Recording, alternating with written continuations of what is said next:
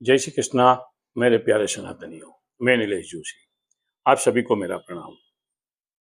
अभी थोड़े दिनों में दिवाली आ रही है, तो हम लोग सब अपने अपने तरीके से दिवाली मनाते हैं।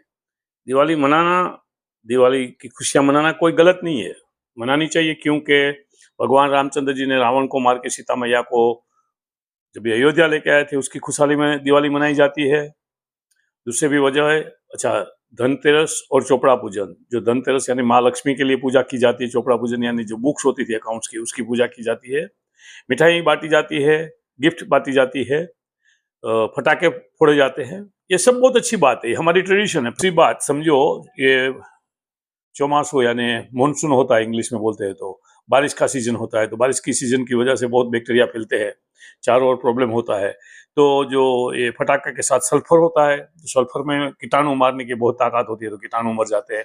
वो भी एक रीजन हो सकता है, लेकिन अभी हम उसमें नहीं जाएंगे। अभी हम क्या करेंगे, दिवाली कैसे मनाई जाती है उसमें, और मनानी चाहिए उसमें, मैं आपके साथ डिस्कस करूंगा। आप एक नक्की करो कि रकम आपने नक्की की है दिवाली मनाने के लिए, बच्चों के लिए गिफ्ट फला दिखना, ये वो करने के लिए। हाँ, तो कोई गलत नहीं है। एक अमाउंट, अब समझो 50,000 नक्की किया है, राइट? तो 50,000 में से आप 10,000 या 20,000, जो भी आपकी इच्छा लगे, वो आप अलग रखिए। किसके लिए, वो मैं आपको बताता हूँ। हमारे बहुत से समाज के लोग हैं, गरीबी रेखा के नीचे जी रहे हैं या झोपड़पट्टी में जी रहे हैं। तो उनके पास कोई मीन्स नहीं होता है, उनके पास पैसे नहीं होते ये सब खुशियां मनाने के लिए, राइट? तो हम अकेले खुशियां मनाए तो उनके साथ उनको मिलके क्यों नहीं मनाए? तो थोड़ी चीजें उनको भी बाई कर दे, थोड़ी मिठाई उनको भी दे देवे, थोड़े फटाके उनको भी दे देवे, थोड़ी खुशियां उनको भी दे देवे। ये कैसा रहेगा?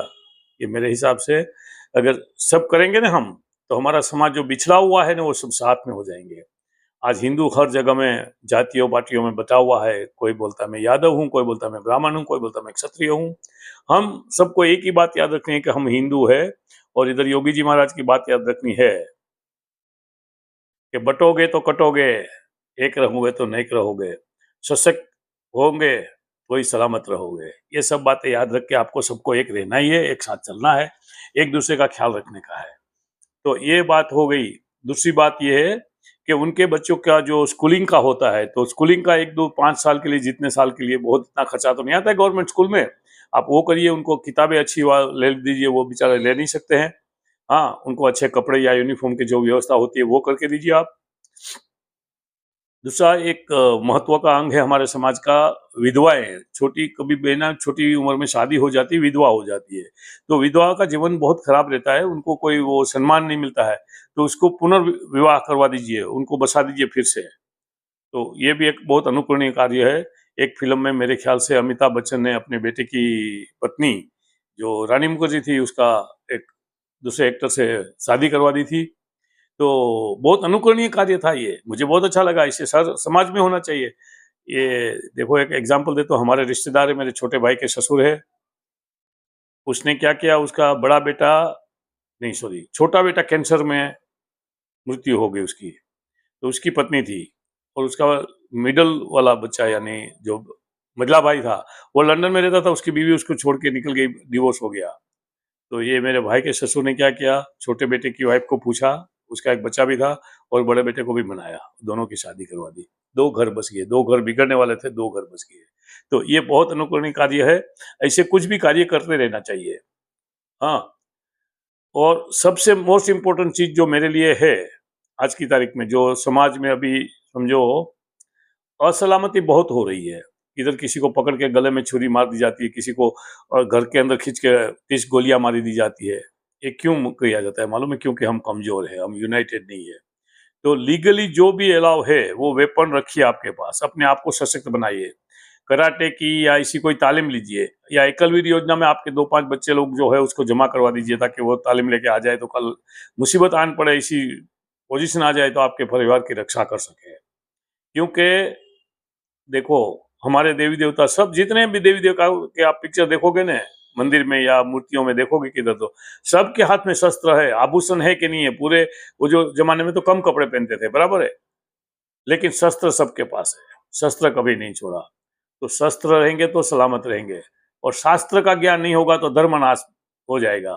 धर्म नाश होगा तो संस्कृति नाश होगी, संस्कृति नाश होगी तो देश नाश होगा, अल्टीमेटली आपके नाश में। कि भारत को सीरिया या अफगानिस्तान बनने में कोई नहीं रोक सकेगा। तो ये मेरा उत्तरदायित्व है, आपका दायित्व है, हम सब लोग का उत्तरदायित्व है। हम खाली योगी जी, मोदी जी, अमित शाह यानी हमारे कोई चीफ मिनिस्टर, कोई प्राइम मिनिस्टर, उसके ऊपर उम्मीद नहीं रख सकते कि वो क्या करते हैं। वो उनका कार्य कर रहे हैं, आप आपका कार्य करिए। ये समाज को सुरक्षित रखना आपकी भी इतनी जिम्मेवारी है जितनी हमारे मोदी साहब की या योगी साहब की या अमित भाई की है। आप बोलेंगे पुलिस आएगी, फौज आएगी, वो आते आते देरी हो जाएगी, तब तक आप अपनी रक्षा कैसे करोगे? अगर अपने आप को सशस्त्र बनाओगे, सशक्त बनाओगे, तो ही अपने आप की रक्षा कर सकोगे। तो मित्रों, उम्मीद करता हूं आपको ये वीडियो पसंद आएगा। पसंद आए तो दूसरे लोगों को बताइए, दूसरे लोगों के साथ शेयर करिए। हमारी जो आपकी चैनल है सनातन शक्ति, उसको सब्सक्राइब करिए और हमारे साथ जुड़ते रहिए। पैसे का योगदान ना दीजिए, कोई बात नहीं, चलता रहता है व्यवहार भगवान की दया से। हाँ, लेकिन इतना तो जरूर करिए, दूसरे लोगों के साथ शेयर करिए, चैनल को सब्सक्राइब करिए, दूसरे लोगों को बताइए। और आज एक आप मन से भगवान को साक्षी रख के वचन लीजिए कि यस, मैं दिवाली में जो जितना खर्चा न किया, मेरे परिवार, मेरे बच्चों के, मेरे हॉलीडे पे नहीं खर्चा करूंगा। कुछ जो लोग हैं, डिप्राइव्ड लोग हैं, उनके पीछे खर्चा करूंगा। दूसरी चीज सबसे इंपॉर्टेंट है, दिवाली में आप बहुत खर्चा करते हो, बहुत सी चीजें बाय करते हो, तो दिवाली में उनके पास ही आप बाय करिए जो दिवाली में मानते हैं, जो दिवाली मनाते हैं, जो आपके लोग हैं। दूसरे लोगों से बाय मत करिए। ये मेरा आपसे नम्र विनंती है। आपका खूब खूब धन्यवाद। जय श्री कृष्णा।